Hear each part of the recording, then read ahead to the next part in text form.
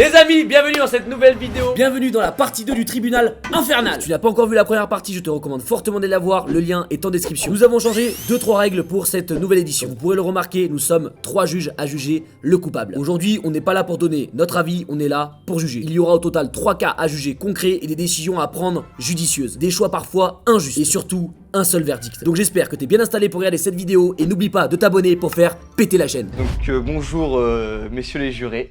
Bonjour. Aujourd'hui je suis venu vous présenter mon exposé sur Bigot. Donc le findings numéro 666. On le sait tous, Bigot a dépassé les 20 000 abonnés il n'y a pas longtemps. 20 000 abonnés, quand même un cap assez important dans le domaine de l'affluence, mais comment arriver à des stats pareils quand même sur les réseaux sociaux, hein. C'est important, 20 000. Webedia l'a contacté dans la plus grande discrétion, les amis, on le sait tous.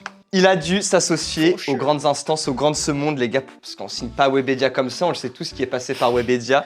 C'est pas du hasard, les amis, regardez bien, hein, après le président français, obligé de s'attaquer à l'international. Donc là, ici, quelques personnes haut placées dans ce monde, hein. Donald Trump Jr., Bigot, Bill Clinton et Cristiano Ronaldo, les gars. C'est lui. Sa rencontre avec un milliardaire très influent dans ce domaine, Jeffrey Epstein. On peut le voir avec une grosse liasse d'argent et c'est à partir de cet argent que tout va commencer en fait. Juste après les gars, c'est Malte, hein. Malte avec tout l'argent qu'il a reçu, on le sait tous, sa fortune est maintenant inestimable, donc il se permet des petites sorties en bateau. Les images parlent d'elles-mêmes, hein. De toute façon j'ai même pas besoin de... Il laisse traîner des billets. Et hop, il signe directement avec Webedia sans nous le dire les gars, et c'est ça qui me touche profondément, et touche une prime de plus de... combien? Je vous laisse le dire. 666 millions d'euros. Venu d'une source inconnue pour le grand public, hein, parce que nous maintenant la source on la connaît, on sait que ça vient des grandes instances, qu'il a dû cirer les pompes. Il nous oublie et il zappe ses anciens collègues, un collaborateur, on peut le voir célébrer sur les Champs-Élysées, acclamé par sa foule, ses gardes du corps, et nous les gars. Nous, parce que dans 2-3 ans, on sera là. Et franchement, ça me touche un peu d'en parler. Je voulais pas en parler en public, mais on peut le revoir encore avec les grands de ce monde. Pour finir ce reportage, les gars, je préfère laisser ces anciens collaborateurs, les anciennes personnes qui ont travaillé avec lui s'exprimer. Et qu'est-ce que vous pouvez nous raconter de plus par rapport à ça?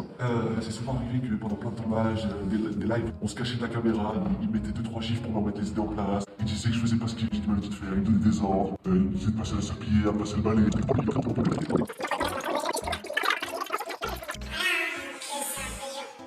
On comprendra ce qu'il a voulu nous dire par là et je vais vous laisser débriefer. J'espère que ces témoignages, quand même, vous les avez ressentis au fond de vous. Merci à vous. On va laisser l'accusé s'exprimer désormais. Monsieur le tribunal, excusez-moi, je ne comprends pas du tout ce qui se passe parce que toutes les accusations que font monsieur, déjà, elles sont pas claires. En quoi vous m'accusez de quelque chose? Parce que je vois pas le problème, j'ai gagné de l'argent et alors, j'ai le droit de gagner de l'argent. Deuxième chose, toutes les photos, messieurs les juges, sont fausses et je vais pouvoir le prouver. Je vais vous demander de revenir sur la première photo, on va commencer par le tout début. Juste ici, vous pouvez remarquer une photo, soi-disant, de moi.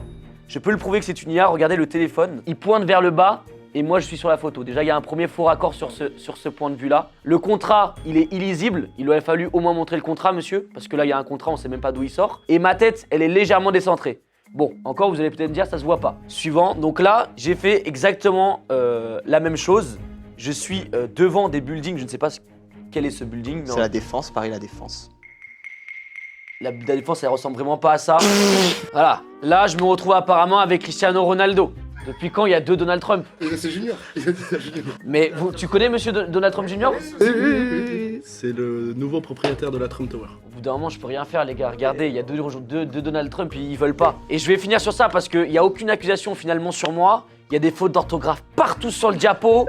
Là, j'ai une tête, on dirait un mannequin retouché. C'est pas moi, les gars. Je comprends pas. Je vous laisserai débattre avec vous. Les gars, il a voulu me mettre à terre, 6 pieds sous terre. Hein, tu vois? Après, on parlera de contrat et tout. Mais là... Si tu voulais montrer le contrat c'est privé. Bah ouais, tu montes pas, gros. Le témoignage, effectivement, ça prouve une maltraitance de Bigot. Oui. On peut lui infliger quelque chose pour la maltraitance, mais pour tout le reste. Bon, les 2 Donald Trump, il a le droit d'être avec eux. On va pas lui en vouloir. Je gagne de l'argent, et alors je gagne de l'argent. T'as un problème contre les gens qui gagnent de l'argent? Bah, il y a plusieurs moyens de le gagner, il y a plusieurs façons. C'est pas comme ça. C'est parce que t'as pas pris ta part, t'es pas content? Bah, Donald Trump Jr, il sort d'où, frère? bah son père est Junior, frère, le petit. Le grand et le petit. Vous pouvez venir, 1 million chacun. Le jury a délibéré, la séance reprend.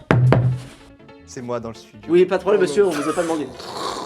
Donc le jury a délibéré. Je vais laisser pour cela Géraud s'exprimer. L'accusé ici pressant, Monsieur Bigot, ne sera pas retenu coupable des faits qui lui sont malheureusement pas reprochés. Nous n'avons pas retenu de chef d'accusation. Cependant, suite à certaines vidéos, suite à certaines preuves qui nous ont été diffusées dans le Diaporama, vous serez rappelé à la barre pour maltraitance d'employés au sein de la Bigot Industries. Quand même. Non. Merci, c'est fini. Voilà, vous pouvez disposer. Merci à vous. Et vous aussi, monsieur, vous Monsieur, oui, Elle dispose de Au là. tribunal. Au revoir. Je déclare la séance ouverte. Messieurs les jurys, bonjour. Nous allons tout de suite entamer la discussion en commençant par une introduction. Dans cette introduction, vous allez pouvoir voir son nom, donc Pedro, de son âge de 22 ans. Métier passion, footballeur amateur, poste ailier gauche, il le précise toujours à ce niveau-là. Personnalité beaucoup trop confiant, se prend pour un crack alors qu'il joue en D4. Toujours en survêt même aux anniversaires, parle de stats, de mental et de vision de jeu pour tout et rien. Très important à retenir. Stratégie numéro 1 qu'il avait pour commencer sa vie, comme vous le savez, depuis son plus jeune âge, il souhaite devenir footballeur. Sa stratégie numéro 1. Mais ça, si ça n'avait pas été à côté de la stratégie numéro 2, devenir médecin et aider les personnes dans le besoin, un vrai véritable métier. Non, il a décidé cette stratégie numéro 1. Qu'est-ce qu'il avait en stratégie numéro 3? Sauver le cause animale pour aider les pauvres animaux? Non! Il a décidé le football. Il pense qu'à sa gueule. Très important à prendre en compte. Pedro est un égoïste. Sur le terrain, Pedro ne joue pas au foot, il joue pour Pedro. Et seulement Pedro. La passe, il connaît. Il a juste décidé de ne jamais l'utiliser. En fin de compte, voilà à quoi on résume cette personne. Accusation du jour. On en arrive, pourquoi vous allez me dire, mais pourquoi, qu'est-ce qu'il a fait? Pedro serait responsable de la disparition de tous les ballons du club. Là, vous allez me dire, bon, en l'occurrence, il a fait disparaître des ballons, c'est pas très important. Attendez. La rumeur numéro 1. Depuis plusieurs semaines, des ballons au club disparaissent mystérieusement après les entraînements. Les rumeurs numéro 2. Plus aucun ballon pour s'entraîner. Très embêtant pour toute l'équipe. On est d'accord. Quand vous allez vous entraîner, s'il n'y a pas de ballon, c'est embêtant. Rumeur numéro 3. Le coach est obligé de ramener les ballons Décathlon achetés de sa poche. Vous imaginez les conséquences pour le coach? Pour sa vie de famille? L'épreuve. Pedro repart toujours avec un sac anormalement gonflé. Ok. Deuxième preuve, il dit vouloir travailler sa frappe chez lui tous les soirs. Bon, quand même. Preuve numéro 3, il poste des stories tous les jours. Séance perso, mentalité de pro. Avec 7 ballons différents derrière lui. Bon, il a même un ballon dans sa voiture. J'ai jamais vu ça, mais c'est même pas un ballon. Là, c'est ce que j'ai écrit d'un coéquipier. Quand il est avec le Vito. Imaginez le nombre de ballons qu'il met à l'arrière. On va continuer pour les rumeurs. Les rumeurs disent que Pedro dort avec un ballon. Bon, comme on peut le voir là, le ballon est juste en dessous. On le voit pas très bien, mais j'ai pas voulu non plus l'éteindre, donc j'ai coupé tout simplement au haut en bas. C'est la taille du ballon. Lave des ballons avec sa maman. Donne des prénoms à chacun de ces ballons. Ça devient très grave, les gars, ça devient handicapant. Parle de ces ballons avant les matchs. C'est terrifiant. Aujourd'hui, c'est toi qui vas me faire la différence. Bref, il commence à devenir vraiment parano avec ça. Estimation des coûts. Selon une estimation totalement sérieuse, la plus poussée avec le club qui a été faite, Pedro coûterait au club à l'Alouette entre 235 et 320 ballons par saison. Et non, il ne les mange pas, il les détruit. Pedro a coûté 15 000 € de ballons. Le calcul est simple. À force de frapper surpuissamment sans contrôle, les ballons, on les perd, les ballons, il les vole. Rien à dire, un ballon, c'est environ 30 € dans le magasin. On fait les comptes assez vite, il doit environ 15 000 €. Sachant que la Sosa Company, je vous la montre à quoi ça ressemble. Un Urus, de l'argent, une villa, une Rolex. C'est que de l'argent. En fin de compte, l'affaire doit être cassée. Monsieur Pedro doit rembourser une dette de 15 000 € au club après avoir volé des dizaines et des milliers de ballons, je pourrais dire. Ce sera tout. Ok, bon ben on vous laisse vous défendre. Hein. Bonjour à tous, messieurs le jury. Je ne vais pas faire très compliqué. Finalement, le Diaporama sert à quoi? M'humilier? Mettre des photos de moi quand j'étais petit, c'est une humiliation, monsieur. C'est juste, à quoi servent les photos? C'est des preuves. Ça n'a aucune preuve. Ce n'est aucune preuve. On parle de ballon, on montre des photos de ma tête quand j'avais 8 ans. Enfin, monsieur, à part m'humilier, ça ne sert à rien. Selon une estimation totalement sérieuse, Pedro coûterait au club de l'Alouette. Messieurs, je ne joue pas à l'Alouette. Avec quel club s'est-il renseigné? Peut-être qu'il parlait d'un autre joueur, je connais un joueur qui joue là-bas, Lucas il s'appelle. Peut-être que lui, oui, il a perdu tous ses ballons avec lesquels il joue, c'est possible. Mais en tout cas, moi, je ne joue pas à l'Alouette. Et qu'en plus de ça, je ne suis pas ailier gauche aussi, j'entraîne même pas mes frappes. Je suis latéral droit, je m'entraîne à défendre. Mais je lui en veux pas. Il le sait pas, il ne connaît même pas le foot. On vous laisse vous mettre sur le côté, on va délibérer. Grosse merde. Ah, je le déteste. Il a sorti toutes les photos. Toutes les photos, il les a sorties. Ah gros, c'est ça, gros, on est, Ma on est mère dans- qui t'a tout envoyé ou on est quoi? dans le partage, gros. C'est ma mère qui t'a tout envoyé. Mais gros, j'ai mes sources sûres. Ah, c'est une merde. Il a tout sorti. Oh, des photos de barge. Il joue pas à l'alouette. Il joue pas à l'alouette et vous avez vu un seul ballon de foot dans le diaporama? C'est vrai. Ah, si, Bah, si. Ce n'est pas un vrai ballon de Sur foot. Après, j'ai vu un ballon de foot, la photo où il est en bébé. C'est le ballon de foot. C'est... Ah, mais, Comme l'a dit, il faisait la taille d'un ballon de foot. Ouais, c'est vrai. Est-ce qu'à cet âge-là, il avait la capacité mentale de se dire qu'il allait voler des ballons? Si. Fais gaffe. Si. Ah gros, fallait, gros. Ah, je suis deg à la mort. Ah, les photos. J'ai même sorti C'est le ballon que- à l'ancienne de chez Watt, frère. S'il vous plaît, abonnez-vous, mettez les j'aime. Il y aura une partie 3, c'est moi sur toi. Hein. Mais je vais pas te louper. Mais je vais pas te louper, grand. Parce que j'en ai des vidéos de toi. Et elles datent pas de quand t'avais 8 ans. Ouais, de toute façon, c'était la dernière partie, hein, celle-là, vous le savez très bien. Ah, regardez, il esquive. Il esquive. Installez-vous, s'il vous plaît. L'avocat de la défense, l'accusé. La décision, elle a été compliquée. Très. Parce que le diaporama était très qualitatif Arrête. selon nous.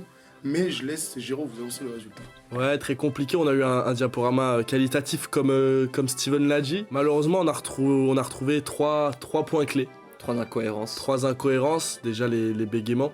L'absence de présence de ballon, de preuves accablantes de vol de ballon dans le diaporama. Et malheureusement, on a fait un petit calcul simple. 30 € le prix d'un ballon, fois vous disiez, 235. Malheureusement, le total s'élève à 9 600 € et non à 15 000 €. Du coup, vous êtes non coupable. Oh, Mais Mais vous avez une amende quand même à hauteur de 9 000 € à payer. pas de problème. Mais vous êtes non coupable. J'ai des Rolex et des Urus, je peux payer ça tranquillement, y a pas de problème. Mais je suis non coupable. Non coupable. La revente de ballon, les gars, c'est là que ça vient l'argent. Et Ok, alors bonjour à tous, messieurs les jurés. On est ici pour accuser quelqu'un de faits très très graves. Alors c'est Géraud le rôdeur. Enlèvement, produit illégal, trafic d'êtres humains. Ça fait quand même pas mal de choses. On va apporter des preuves à tout ça. Ses endroits préférés. Ça veut dire là où il fait son repérage pour ses victimes. Parce qu'il faut savoir que cet homme a un procédé, comme tous les psychopathes dans son genre. Ils ont un procédé et c'est toujours le même. Le bug de Limoges, Brive et Montpellier. Retenez bien ces villes, hein. Voilà, je vous ai mis la carte, c'est le trajet qui fait presque tout le temps. On n'a pas de nom pour les victimes, seulement, à chaque fois, un truc qui revient, 107. Qu'est-ce que c'est? Je vais vous expliquer. Les victimes sont en majorité des femmes de couleur, parce qu'il faut savoir que cet homme a un penchant pour les femmes de couleur et leur culture. Il ramène les femmes dans sa 107. La 107, on la retrouve jamais. Parce que monsieur, avec ses connaissances, conduit toujours avec une Clio. Et on ne sait pas du coup où est la 107. C'est la question. Parce que la 107 est relevée de preuves vu que toutes les femmes nous parlent d'une 107. Alors le suspect, hein, voilà, je vous le montre. Hein. Alors, Géraude, il baraude jusqu'à trouver quelque chose. Hein. Et si on a le rôdeur, il t'attrape, tu meurs. Voilà, c'est slogan et c'est ce qu'il fait tout le temps. Des messages s'il vous plaît. Hein. Témoignages. Alors, Géraude rôde tout le temps en boîte de nuit. Qu'il appâte les filles en disant vouloir apprendre leur culture, mais que c'est faux. Et que sans son meilleur ami, elle ne serait peut-être plus là aujourd'hui. Voilà. Donc c'était une discussion avec une des victimes. Elle a parlé avec son ami et elle a bien voulu m'envoyer un screen. Pareil ici, on retrouve la même chose. Il ressemble à un mec gentil au premier abord, mais détrompez-vous. Les éléments. Photo avec ses victimes. Eh oui, regardez. Le transport, la 107. En cas d'échec de Géraude, il rentre dans 2 phases. Il rentre dans une colère noire et boit beaucoup d'eau pour recommencer à sévir. Et ici, vous pouvez le voir, c'était juste après que une de ses victimes a réussi à s'effacer, enfin, qui a réussi à s'échapper. Et du coup, il est rentré dans une espèce de colère noire, il n'était pas bien. Il est coupable, clairement, parce que voilà, nous n'avons pas retrouvé plus de 2 témoins à avoir survécu à Géraud. Ça veut dire que le nombre de victimes est encore inconnu à ce jour. On ne sait pas combien de victimes il a faites et on ne les a pas retrouvées. C'est ça qui est grave. Donc voilà, qu'a-t-il fait des femmes? Où sont-elles? On se pose la question. Voilà, c'était tout pour... monsieur l'accusé. On peut revenir au début du diaporama, s'il vous plaît? Avec plaisir, avec plaisir. Déjà, pour commencer, il est vrai que je monte souvent à Limoges. Pour la Bigo Industries, pour tourner des vidéos, ça m'arrive de sortir en club. Est-ce mal?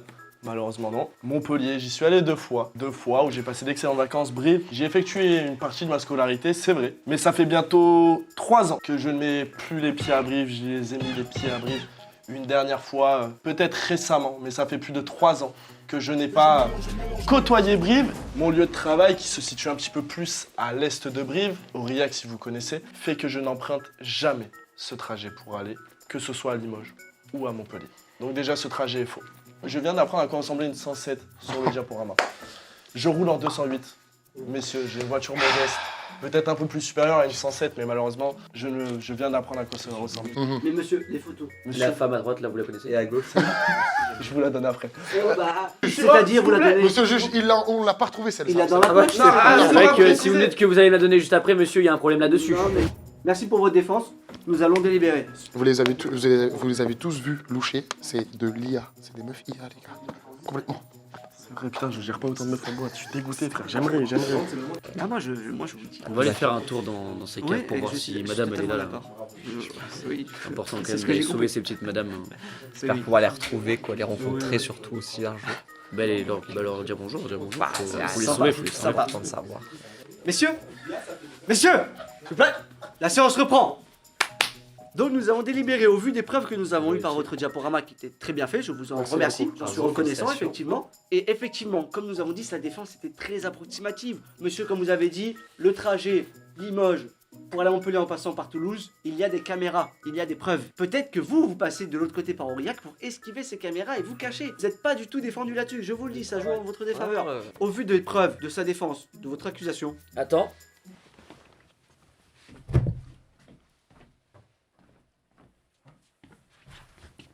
Vas-y, je suis d'accord avec lui. vous êtes jugé coupable, monsieur Giraud, coupable. Les mains dans le dos. Comme le sang d'ici! Comme le sang d'ici! Les amis, merci beaucoup d'avoir regardé cette vidéo. C'était Bigot et toute son équipe, bien évidemment. Merci à vous d'être venus, la famille. Merci à toi de nous avoir invités. Comme d'habitude, n'hésite pas à t'abonner et liker cette vidéo si elle t'a plu. On se retrouve dimanche prochain pour une nouvelle vidéo. Je te dis à la prochaine. Abonne-toi.